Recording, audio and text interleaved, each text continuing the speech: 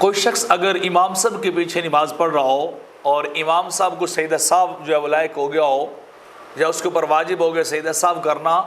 और इमाम ने सजदा साहब किया हो लेकिन मुक्तदी इमाम के साथ सजदा साहब ना कर सके, तो क्या मुक्तदी की नमाज हो जाएगी या नहीं?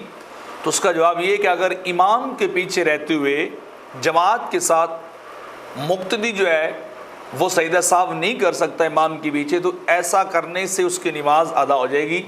उसको दोबारा अपनी नमाज दोहराने की जब ज़रूरत नहीं है।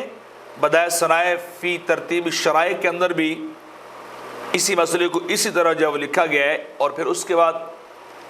हाशिया इब्ने आबिदीन रद्दुल मुख्तार के ऊपर जो है वहाँ भी इस मसला को इसी तरह बयान किया गया है। मुक्तदिन बिसाव इमाम साइदा इमाम वजूब मुताबत ला बिसाव असला, यानी वजह यह है कि वो उसकी मुताबत करे, इमाम के पीछे अगर चलते वो नहीं कर सका और बाद में क्या वो दोबारा करे, तो ऐसा नहीं है, बल्कि क्या है वो इमाम की मुताबकत में जब गया मुताबत में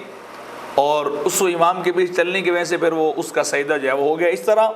अत-तनवीर मा रद्वत उसके अंदर भी ये लिखा गया है कि अगर जो है वो कोई इमाम जो है वो सजदा साहब करने की सूरत में मुक्तदी से कबल ही अपना सर उठा लेता है जाने में से, तो उसकी नमाज जो है वो हो जाएगी और उसके ऊपर किसी